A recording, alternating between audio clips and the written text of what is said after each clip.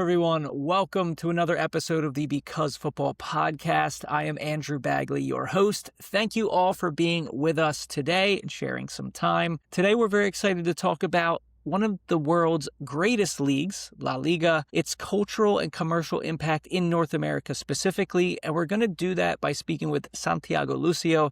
Santiago is the head of partnership sales for LALIGA North America. He's worked in a variety of roles, clubs, organizations in the United States, and we're going to talk about how that experience has all built up to this point, what some of his day-to-day looks like, and what it really takes to create partnerships and create these connections around La Liga and the stories that it tells. So first, Santiago, welcome to the podcast. Thank you so much. Glad to be here. Thanks for the opportunity. Yeah, no, thank you for sharing with us. We're excited to chat more about your role, about La Liga. But I want to start before that. I know you're originally from Bogota in Colombia, right? Santa Fe, am I remembering correctly? Santa Fe fan? Yeah. Santa Fe. Via my dad's family. So, but yeah, born in Bogota, Colombia. Yeah, and so what were some of those first experiences? What do you remember that got you really passionate and attached to this game? So I was born in Colombia, but I moved to Panama when I was 3 years old. But funny enough, the first memory I have about football, or the most meaningful one, or the one that I would say set the stage for everything else that happened, and this mild obsession that I have with football, I actually know the exact date of it because it's one of the most memorable moments and days in the history of Colombian football, which is September 5th, 1993. So I was 3 years old, and on that day, I think Colombia, I know what you're going to say. Yeah. Colombia beat Argentina 5-0. Okay, close. I was close. 5-0 in Monumental. So that was, of course, an unbelievable day for Colombian football, for celebration. Of course, I was very young, but the memory I have is when there's a lot of celebrations in Colombia, it's very common for people to go out on the streets. And this, of course, happens in lots of countries when there's celebrating victories. And in Colombia in particular, one thing they do is, of course, people drive around playing music, like honking and stuff like that. But they also take, flour and they throw it around to people as part of the celebration. It's like snowing. It's almost like it's snowing. I guess that's our version of our snow. And I remember very well because I was just, again, 3 years old. I was still, we were in the car, but people were throwing flour and it came through the window and it ended up in my eye. So in that setting of celebration, there was this 3-year-old kid crying, not understanding the magnitude of everything that was going on. Exactly. But of course, from there, it set the stage for everything else. And if you are Colombian, born in the 90s, you got the opportunity to enjoy kind of the renaissance of Colombian football with a generation that was absolutely incredible. And so from there, it was obvious that I was going to become obsessed with football in Latin America and in South America in general. Like, you don't have much choice, if you will, but at the same time, just growing up with that team that had that victory against Argentina, coming from being the finalists in 1990, the winning in 1986, it just was an incredible victory, and that team with Valderrama, Higuita, Rincon, Asprilla made incredible strides for what was the future of Colombian football. So I would say that decade was incredible, and it all began with that day. I would say when all of that celebration was happening in Bogota. Yeah, what an image! I'm imagining you. I'm sorry it got in your eye, man, but that's probably why you remembered it too, right? I think that's the only emotions. Reason. Yeah, that's the only reason when you're 3, you have to think how many memories actually stick with you. But I think that stuck with me, of course, because of the momentous moment or occasion, but also because, of course, I had something that really marked my day. When I moved to Panama when I was 3, it was really because of the connection with the US, it was really a country where baseball was the number one sport. Yeah. And I lived through the transition of making baseball fields turning into soccer fields, and how it grew. So seeing it then a few years later go to the World Cup was unbelievable. We have another World Cup in the U.S. coming, plus Mexico and Canada, our neighbors. But again, Colombia, really strong team. So it'll be exciting to see what Los Cafeteros can do again in the world stage. Since then, since '94, there hasn't been this level of, I think, optimism and excitement around the national team. So we'll see. It'll be an interesting tournament for sure. Yes, in many, many ways. But let's talk more about you personally, right? I'm just going to read out here some of the background. You're with Richmond Kickers. We also have, of course, to give a shout out to Argentinos Juniors. You were there for somewhat of like an internship, right? A work placement for a little bit. But a lot of your story then has been the U.S., Richmond Kickers, NCFC, North Carolina Courage, kind of all in these business development partnership type of roles. So how did you find yourself in that lane of football, let's say? How did you find yourself getting into that versus coaching versus any other type of, wonderful little corners of this football world that we have?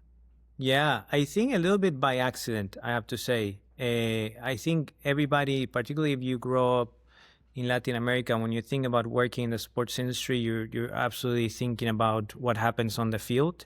You're not thinking about the industry that it's adjacent to it, or is happening, everything that's happening kind of like behind the scenes, I would say. And of course, in the US, it was very well developed, and that's why even getting a degree in sports management, I think the US was only one of the countries where that would have been possible for me to pursue. And I started at Richmond Kickers on a ticket sales internship. To be completely candid with you, the only reason I went for a ticket sales internship was because, first of all, ticket sales opportunities were more available, and also it paid.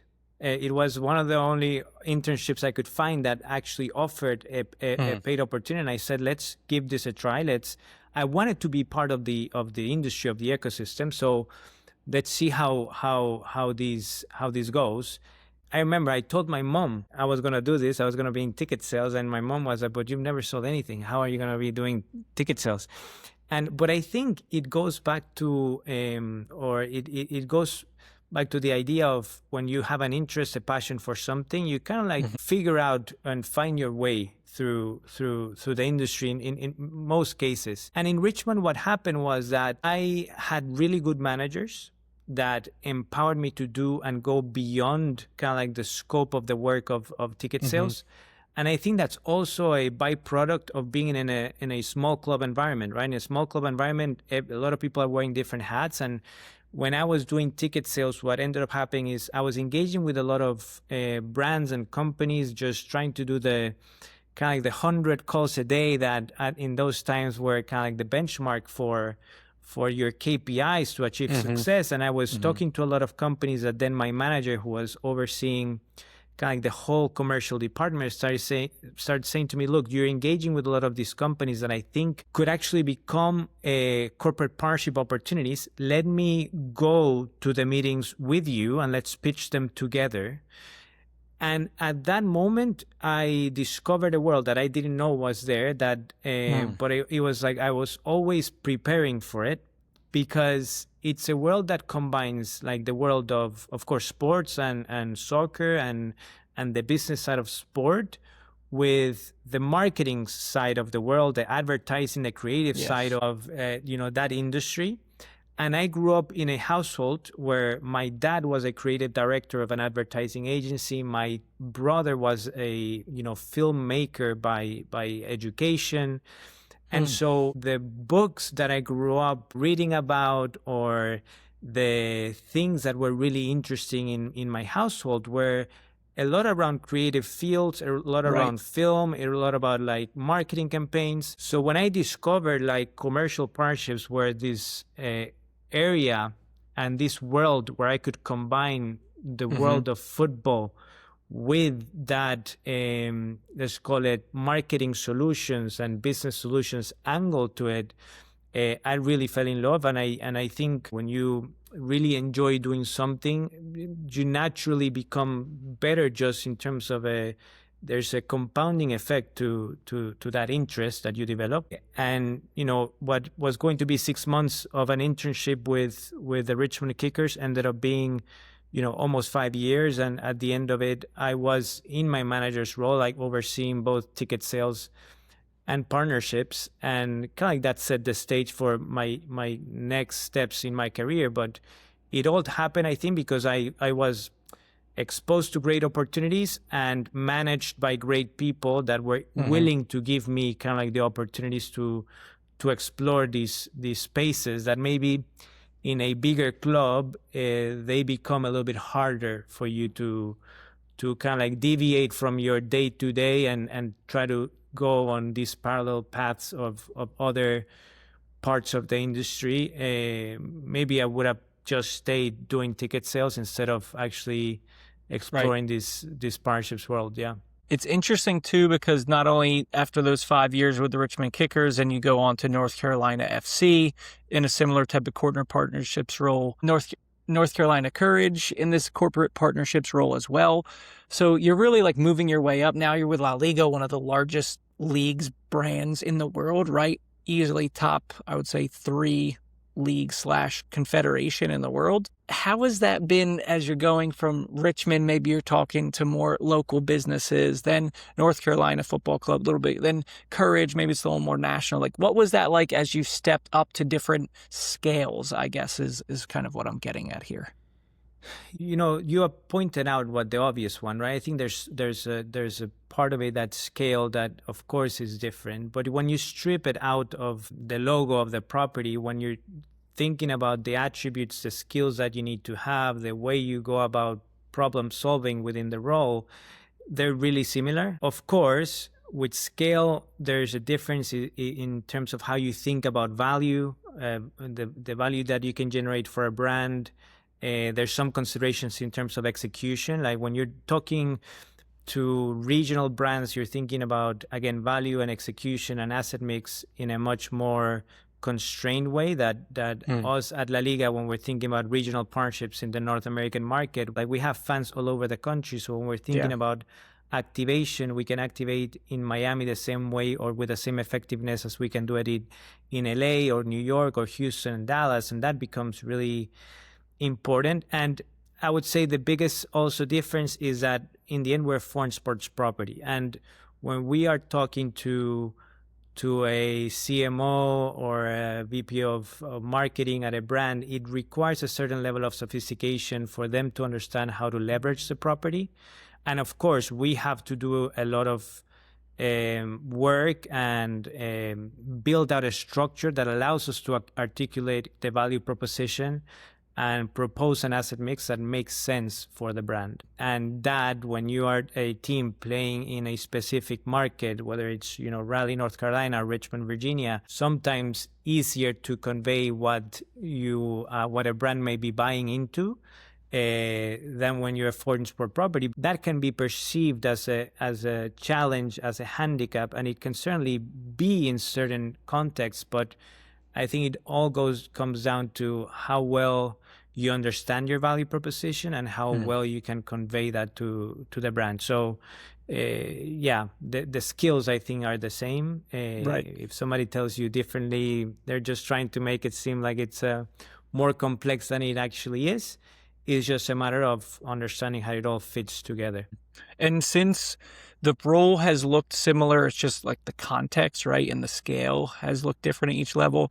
What does that look like day to day then within a partnership sales type of role? Maybe you're not doing that same with Richmond, your 100 calls a day. Or there might be an element to lead generation there. You're traveling a lot to meet with partners. Like, what does that look like? And how do you judge the inputs versus then the success of the outputs in that role? Yeah, I mean, I think success in the output, it's in any role that's commercial role, it's revenue, right? I mean, that's a simple answer there. I think, of course, like last year I was in 60 flights all over the country and abroad. Just that was not part of my role in terms of when I was talking to brands for with a more regional scope with the other properties. It would have been not a really good use or effective way of utilizing my time. In my current role, we are very intentional about the in-person experience. And this is something that's evident in, of course, how we activate, but also in how I engage with the brand, right? If I'm a foreign sport property, and I want to approach partnerships in North America by taking Zoom calls from Madrid, it's going to be very hard to actually get some business. And I think it really comes down to the fact that if we're in the market, we have to show that we're in the market. And the best way to show that we're in the market is by being in person. And that's why all the travel I do in terms of meeting with brands all over the country becomes so important. And then what becomes really important, to your previous point, as far as prospecting and the 100 calls, I think the 100 calls, in my opinion, and that approach of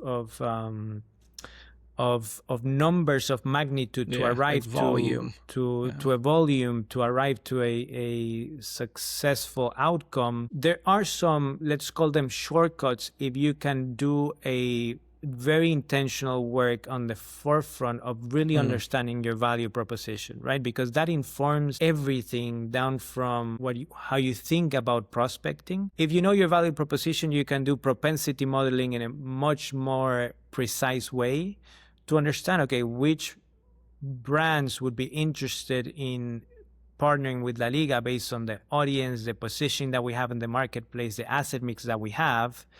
And so if you do a really good job there and really good job in conveying and building a framework around your value proposition that's really well thought out, you can be a lot more efficient and intentional in the way you prospect. And I think that that becomes crucial. Of course, all of that driven by a great degree of curiosity, that then fits into creativity, because the more curious you are, the more information you gather, and that then you become better at connecting the dots. And also the more curious you are, you become better at asking the right questions for the brand. The more connections you have, the better paths to creativity you're gonna be able to make. And that becomes really, really crucial when your job as a commercial professional, it's really to find and to craft business solutions for the brand that's across the table from you and that's interested in seeing how a partnership or what a partnership with La Liga could look like. Yeah. Hearing you break that down takes me back to what you said about your upbringing, your brother, your father, influences, and that creativity piece. But I'm also smiling because I'm going through a very similar process myself with, not only with this podcast and trying to find things like guests, but that's a little more straightforward. But really, we have our documentary series we're doing, going to all the host cities, trying to tell stories, trying to find brands to partner with. And what you're saying there about knowing basically what you offer, the value you're offering first, is so important, because I've got to understand who Because Football Media is, what type of solutions we can offer. And then that curiosity piece and the creativity comes into like the how, because I find often you may see this with the type of partnerships you're creating. I imagine there's all different types of assets and things you can call on, whether it's strictly digital, whether it's in-person activations. There's a lot of creativity that goes into the how of how the partnership happens, right? Based on the value you're offering, based on what they're needed. And it's interesting to hear you kind of bringing up those steps, because I'm like day to day going through a very similar phase, even at like the scale, right, and level that what we're doing. Of course. And, when you're curious, curiosity stems from a place of interest, right? And when you're interested in something, it's less work, right? It becomes more natural. It's less of a burden for you to do it naturally. And so I think that's why what you're doing, for example, you're doing it because you love the game and you love the work that you're doing. So it's going to become natural, and your curiosity is just it's almost like a byproduct of the great work that you're doing. And so that then again informs everything and fits into everything, and how creative your solutions are going to be, and how creative your approach to what you're doing is going to end up becoming. So absolutely, I'm a huge believer in that. And you mentioned the questions too. What could you share with us about when you're going into a conversation with a new potential partner, right? What are some of those questions or things you're asking them? And also I'm curious, like what type of, roles are you talking to? You mentioned CMOs, VPs of marketings, but then what are those questions to see like, hey, these are the things we need to figure out first to see if there's any potential here, if it's a good fit at all for La Liga and X brand? Hopefully you have already an intuition before you go into the meeting of what the opportunities might be. The worst thing you can do is go into the meeting with those intuitions and translate them into assumptions that then you communicate to the brand, because then you end up losing them, right? I think it's very important to become genuinely interested in the business. What's important for you? How many people do you have? Where are your employees? What's the company culture like?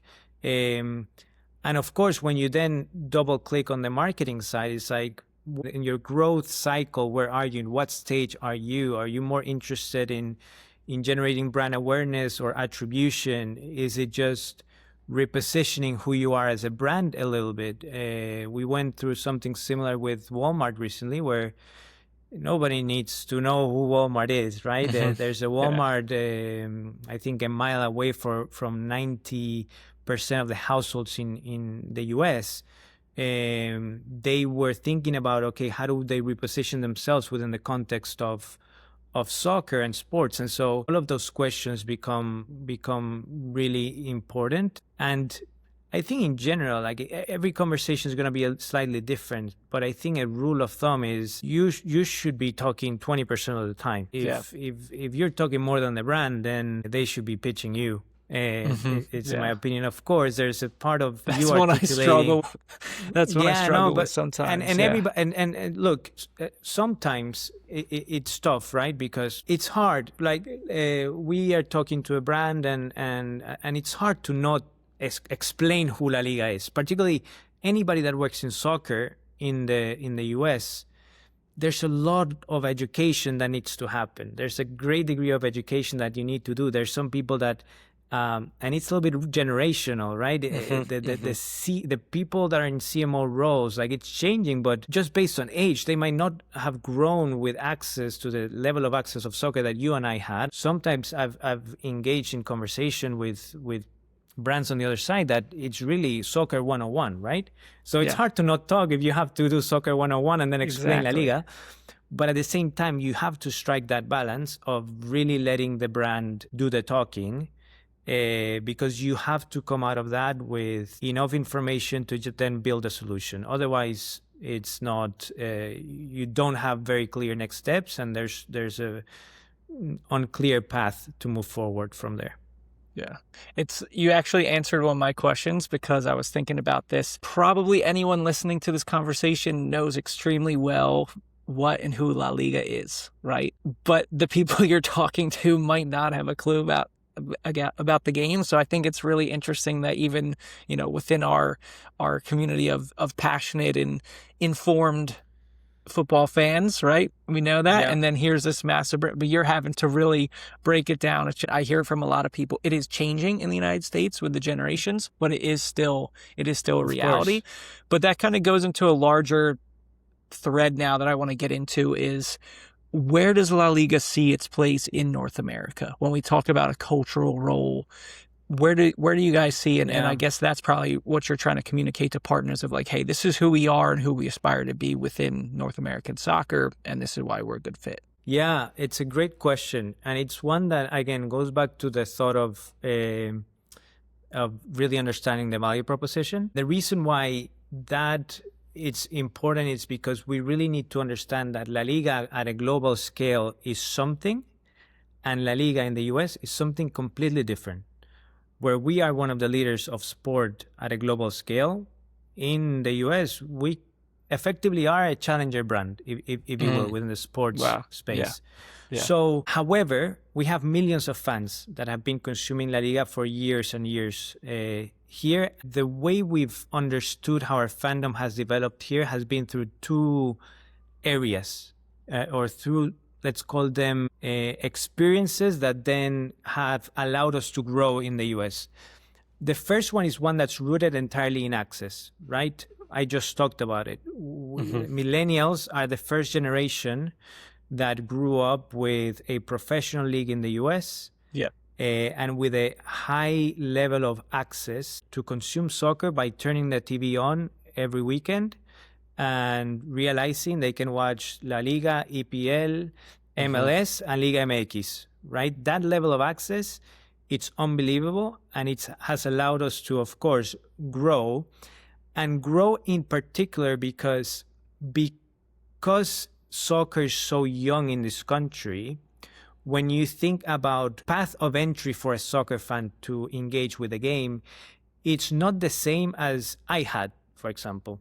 My path through the game was through my dad. The family, passed down. Right. Here, the path to access to the game is often through watching the game on TV, because maybe you didn't have a soccer club available. And then the other part of this that benefits who La Liga is that US sports fans are used to consume the highest levels of expression of each sports league. So NBA, NFL, MLB has always been available, and you can go watch it locally in all of the major DMAs.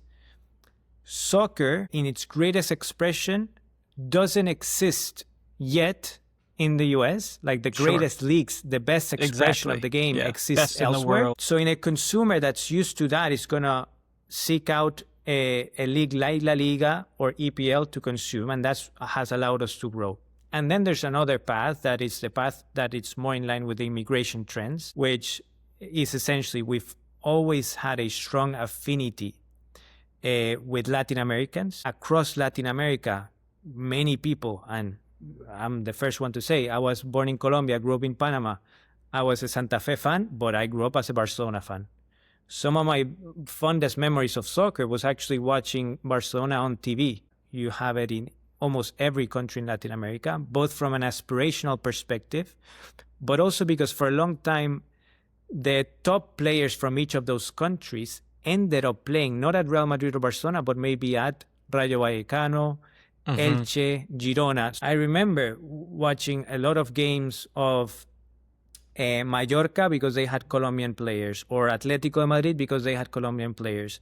Valladolid in the 90s had three of those amazing players that I told you from the 1993 team, had those players. So that player to fan connection has always been there. Then we have to translate that into immigration trends in the US. As the Hispanic American population grows in the US and more people like me end up living here, like we don't just forget that we're La Liga fans. In fact, we become more connected with our culture, and whatever keeps us true or in tune with our culture and our country, and soccer being such a big part of our identity, that continues to happen with Latin Americans in the US. That's why we see us having fans all over the country. And as the Hispanic American multicultural population grows in the US, same thing has happened with our fan base, with our viewership, and that's why we've decided to open the office here and to do it with a strategy to super serve those fans that continue to grow. So it's one both of aspirational connection with the soccer fan, but also with a Hispanic American audience and fan that's very, very unique, and that has allowed us to grow and have a pretty unique place in the sports ecosystem in the US. When you look at North American, it will say maybe specifically US fan culture, I always like to say it is the most diverse in the world. And another way of saying diverse, at times it can be somewhat fragmented as well, right? Because you have people have their different allegiances. But then the beauty too is, why not just have one team? Like in your case, Santa Fe and Barcelona. A lot of fans in the United States and North America, they have a domestic team, a local team, then it's whoever they watch. Now a lot of people like Wrexham because of the story there. And, again, it speaks to those stories and kind of the cultural piece. On a commercial side then, like you said, La Liga feels almost like a challenger brand. Like you guys are almost like an underdog in an American context because you have to explain who you are and why you're important, right? And why you have cultural cachet, right? And commercial potential to a lot of these brands.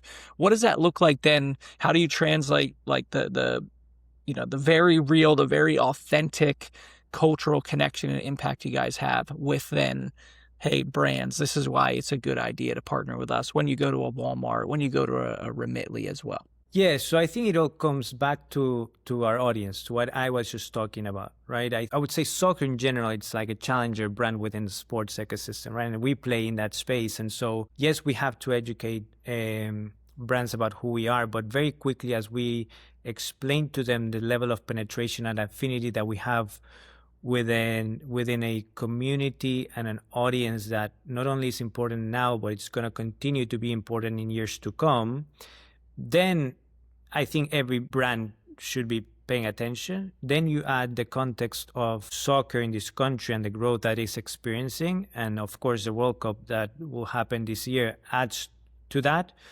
And when you can do that and deliver that unique audience within, again, the context of soccer that's growing, but do it through a premium property, then it becomes even a more compelling, again, value proposition for the brand. And lastly, I think what it's important also to highlight is that if you were to look at which are the two most popular soccer clubs in the US, these are Barcelona and Real Madrid. Yeah.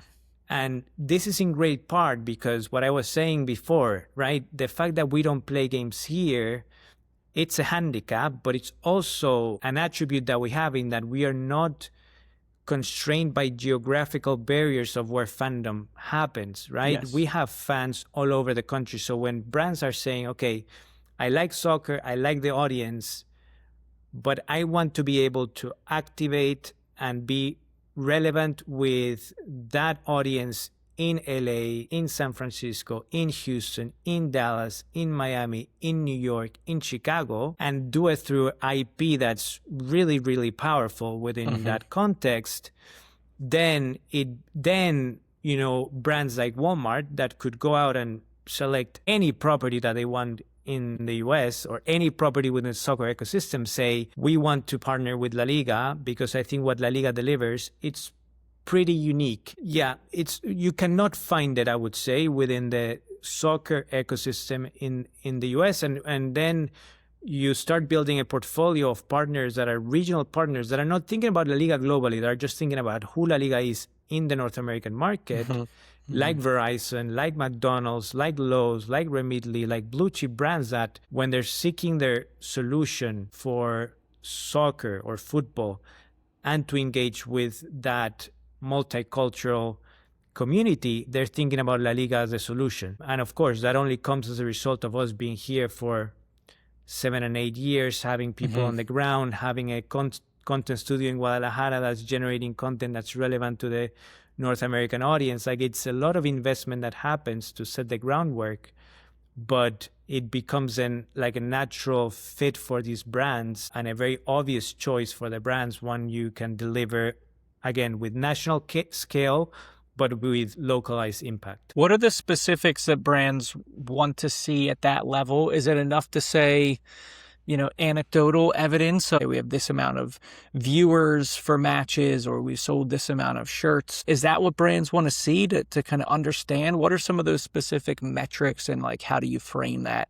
beyond just telling a story of, hey, this is the cultural piece? I imagine there's something to that, and that ultimately connects to then the brand's own more specific goals. So it's twofold, right? Like, when we started our work here, one of the things that we realized that was very important, it was that we had to match the asset mix that a local or a US sports property could deliver. And I'm not talking, necessarily exactly the same, but the buckets we had to fill. So we had to be able to deliver good IP. We had to be able to deliver broadcast visibility. We needed to have a robust digital ecosystem, through social apps, email database to deliver that to our partners. Big on experiential, right? So that's what we do, large scale watch parties throughout the country. We have pickup soccer tournaments. We have grassroots programs at the youth level with camps and clinics and so on. We had to provide access, right? Every time we do a watch party, every time we do a pickup soccer tournament, there's a La Liga legend, an ambassador, Iker Casillas, Carles Puyol coming here doing the meet and greets, and then also flyaways to bring fans and customers who are part to engage and experience the product in Spain as well. So I think all of that, of course, is key. And each partner is a little bit different in terms of metrics. And I go back to value proposition, I go back to audience, because if we are just talking about sheer metrics and scale, we're not going to win. And this is the story of any soccer property in the country, right? Like if you end up being compared to an NBA or MLB or NFL, that's a losing proposition for any soccer property in the country. But if you can say, well, but we can deliver the core audience, right? Like we can deliver the core audience that can make the ripple effect for you in the marketplace, and we can deliver an audience that none of those properties can deliver effectively, then it's a more valuable and a more interesting conversation for the brand. So of course there's KPIs and there's metrics that they're looking at from a social media footprint perspective and viewership. But if you just stop there, you're never going to do business, especially at a foreign sport property. It's going to be very hard to do business at the level that we're seeking to do it in the North American market that's so competitive. When you look at the changing landscape of media, for example, we've talked to some people about that. That's a place where, a lot of our traditional broadcast rights are changing a lot. Plus, there's the wider variety of platforms and different content types that you can use to engage fans, to the in real life activations you mentioned, youth tournaments or meet and greets. How do you see things progressing maybe in a post 26 World Cup? What do you see over the next few years? What kind of excites you about what opportunities there might be, not only for La Liga, right, to connect and be able to deliver that core audience to your partners, but in general in this North American soccer space? What's kind of your gut tell you about maybe like this after World Cup potential boom or not? What do you see? The one thing is, this is outside of La Liga, but the one thing I would be more excited about, and I think there's other players, like of course local leagues, that are playing a more significant role than we might be able to do.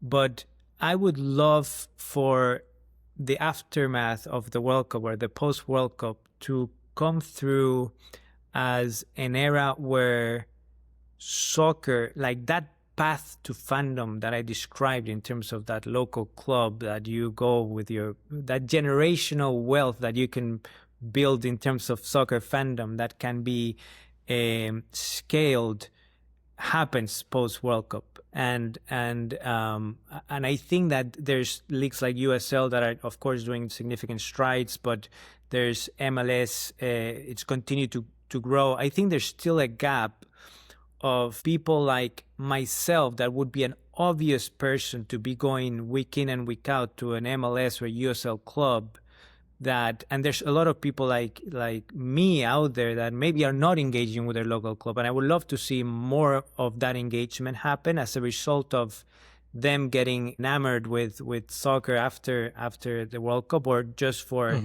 a double down culturally on what soccer fandom looks like in this country. That's what I would be more excited about. One of the things that I'm very, I'm always thinking about is like in this process of trying to copy a lot of what soccer and clubs look like in Europe, North America has lost a little bit of their identity as a soccer nation. And because you see how soccer developed in other countries, and it's very true to their identity, their culture, who they are. For example, names of clubs like the Richmond Kickers, like they exist in North America. That's a throwback. Yeah. They exist in the North American context. And there's many other examples of clubs that have names like this that are very much of a North American or U.S. context that were then repurposed for the FCs and all the. Maybe I'm more of a purist and romantic in this sense, but like I hope that out of this next iteration of the soccer identity in the US comes out of it. That's more local, more rooted in that fandom that's created, and of course that self-serving, but that La Liga continues to grow. I think aided by everything that we've talked about. But if I'm stripping away from my role with La Liga, I hope that that's some of what happens post World Cup. Mm-hmm. Yeah, interesting you say that. I agree. There's a very fierce debate, I would say, and this comes back to the kind of fragmented nature of American soccer culture, where you have some people who we were too American, right? And it didn't quite take off, and it upsets the purists, right? And then you have the other side where it's people that are like, no, this does feel more authentic to who we are. And now I think it's a mix, but I think people are starting to figure it out on a local level, but it's like, that's the piece that I think football allows us, is that you can shift your identities a little bit, right? You can have your ultra local, and then you can still tap into like, hey, I'm a fan of my local USL or MLS or NWSL club. Right. I'm going to be tuning in later to watch Yamal put in one of the best performances in the world right now for Barca, right? Or we're going to watch Vinny or Mbappe at Madrid. We're able to do a lot, but then it still comes back to, I think there's that competition for like the authenticity and how that strikes, and the cultural relevance of like how we see things progressing. Does it stay like that, or do people start to feel more fulfilled with the local as quality of the fun opportunity we have in the US is? I think the people who are picking one are missing out on a lot of joy and are just like fighting a battle that I don't think we need to have. When I was younger, Absolutely. I thought we did. But now I'm at this stage, I'm like, everybody just relax. I do think it's important to be a part of your local environment, but it's cool if you want to be into, anybody in La Liga or a Wrexham or any of these YouTube teams now popping up around the world. Like, it's okay to have a bit of that global and local taste. Absolutely. And I think it's an impossibility to think that you could counteract or have a position. I mean, it's a more globalized world. It's precisely what has allowed us to grow here. It's what allowed me to become a Barcelona fan in the first place. I had access to watch Barcelona in Panama when there wasn't a professional league in Panama, and that's what drew me to the game and La Liga. So absolutely, it's fragmented, but I would maybe change that to it's multi-layered, right? Like it's I can be fan of my local team, of a team in Europe, or my national team, and it's the beauty of it. I just love when the local scene of soccer, it's a true expression of the idiosyncrasy of the local fan, and that comes through, and I think, look, it's an evolution, right? The US is just starting, if you will, in this journey of soccer fandom and having a professional league and so on. So there's a lot of growth to come, and hopefully it just gets accelerated with the World Cup this summer.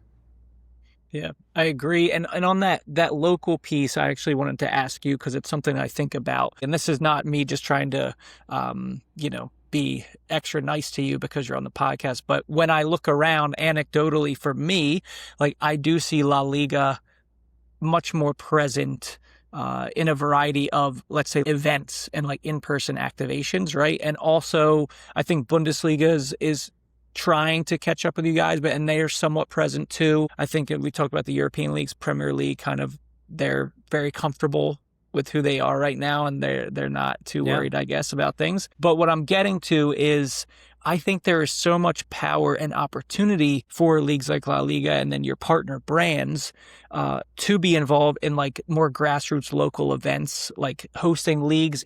We all know that there's the pay-to-play model in the US, and I think a lot of clubs around the world have seen opportunities to try to have their affiliate or like a sister club.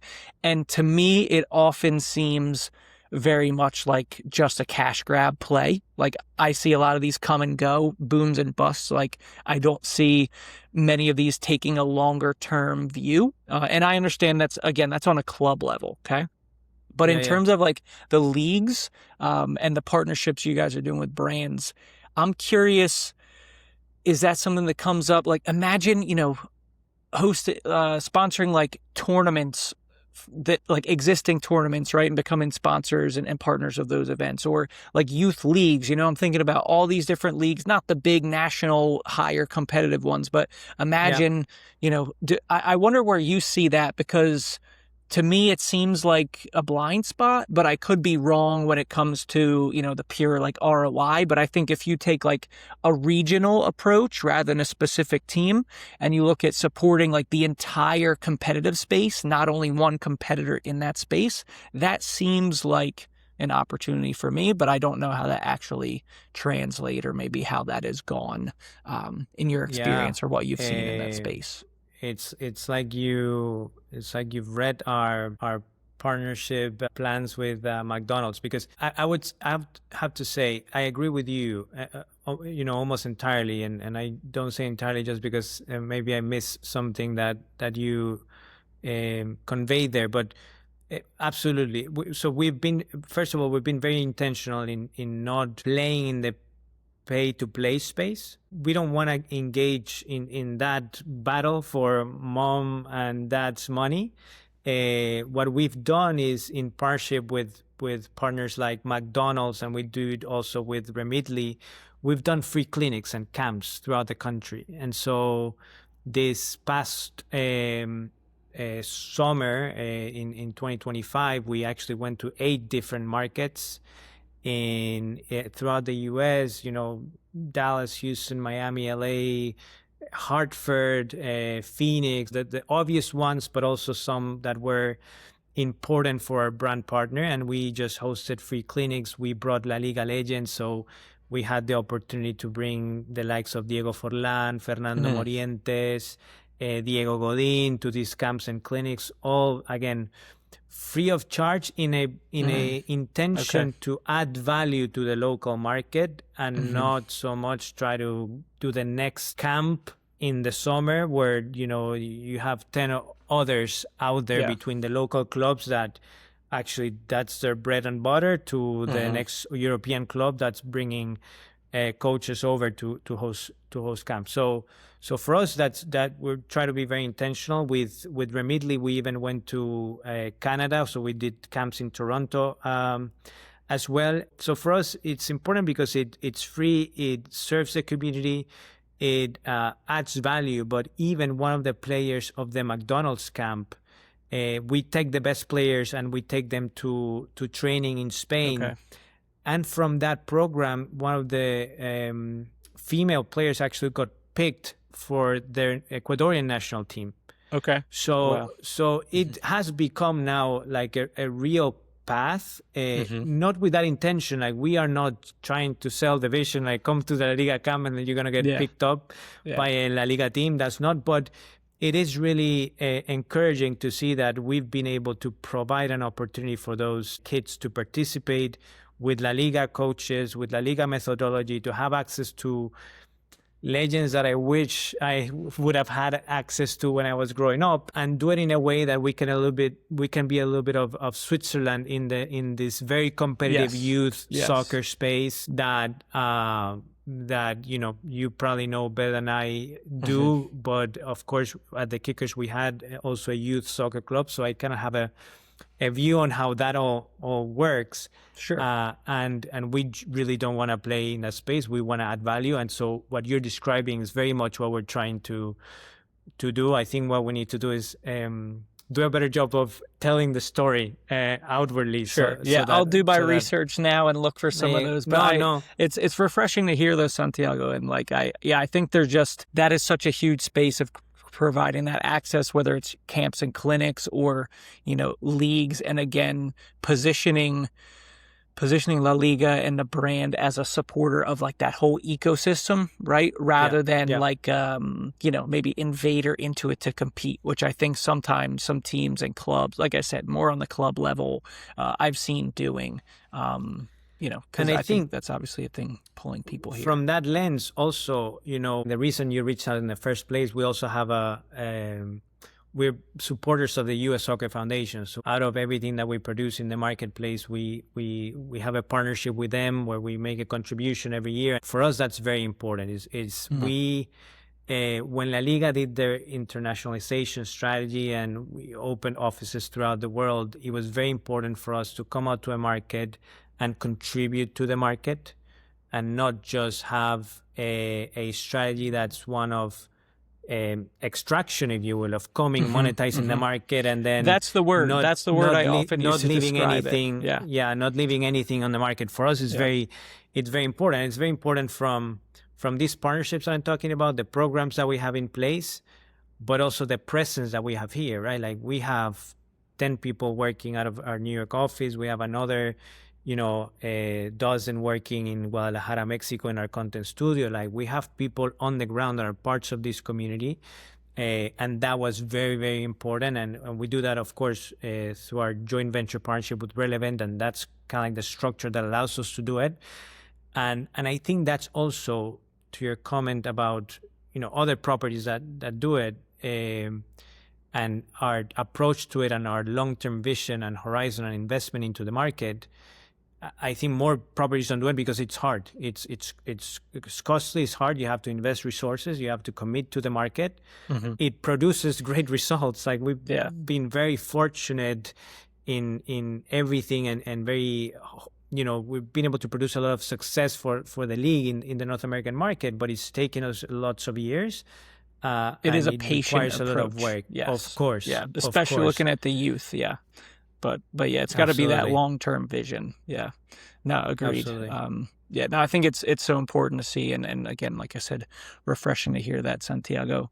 Let's talk about something really fun. Let's talk about our all-time five-a-side. You have your team ready?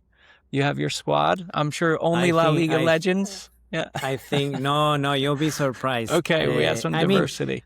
I think, mostly La Liga legends, I have to say, but maybe one other that it's, and they're all personal.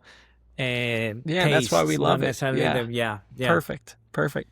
Yeah. So again, five-a-side, you have to choose yourself. So tell us where in your formation you're playing. Goalkeeper is optional. That's philosophy. That's a choice that you get to make. But yeah, yourself and four legends, Santiago, tell us. So in my five-a-side team, so in goal, I would put, going back to my Colombian origins and thinking about this kind of like in a futsal context, I want a goalkeeper with a lot of good technique. I would put René Higuita. Of course. So René Higuita, Colombian national team. If somebody's going to come out of the goal and play, it'll be René Higuita.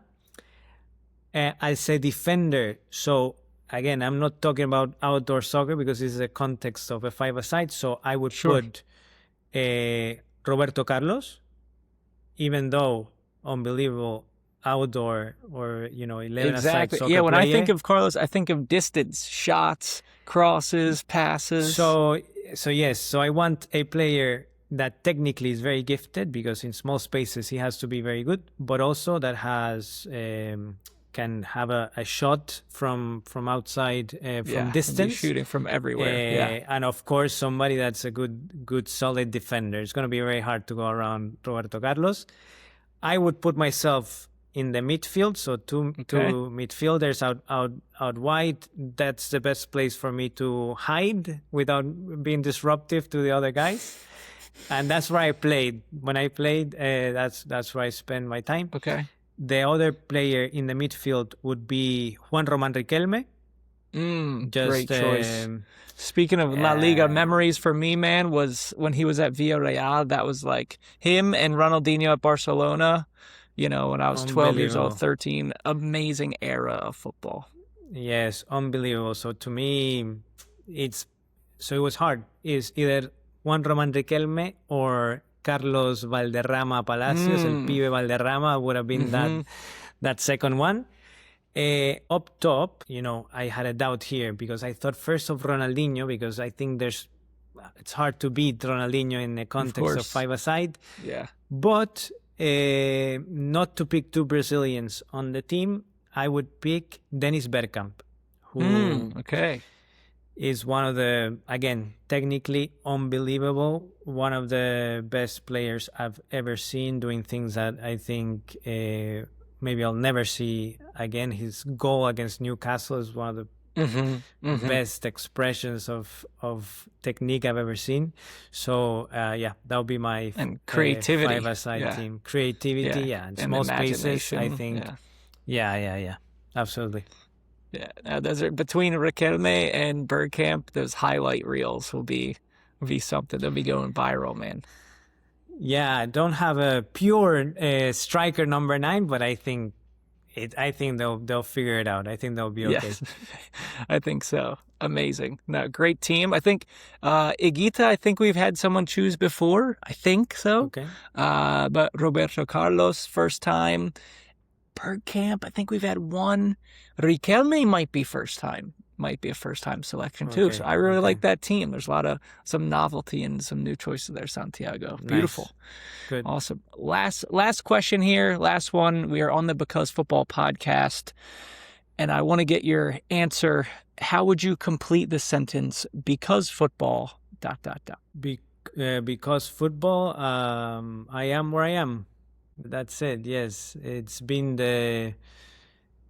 it's one of those things, right? It's the most important thing of the least important things. So I don't know what the phrase is, but it's 100%. Something like this, right? Yes. It's hard to think about something that has been more influential and that has shaped who I am more personally and professionally. Like, I am where I am because football. Beautiful. Love that answer, Santiago. Can agree. I'm sure our listeners can identify with that. But this was a great conversation. I learned a lot here. I really appreciated, as I shared, your framework for asking questions, for doing your research and knowing your value proposition before even figuring out who those potential partners are. Just a lot of good information here and a lot of exciting things that La Liga is doing in North America. So thank you for sharing that with us. If people want to get in touch with you or follow what you're up to, what's a good way to connect? I think probably LinkedIn is the best, easiest way. So yeah, if anybody's interested in connecting, glad to do it. Always happy to connect with other people in the industry or that want to get into the industry or that just want to talk football. Awesome. Yeah. So we've got the links for that and some others in the description, so you guys can all follow along and connect with Santiago if it's a good fit. But we want to thank you all for being here and for listening, for sharing the time. We hope you learned something and can put that into action wherever you are in the world of football and use that to increase access, opportunities, and success in the game. But thank you all for being here. And Santiago, thank you for being on the podcast. No, thank you for having me, Andrew. Pleasure. We'll see you all on the next episode. Peace.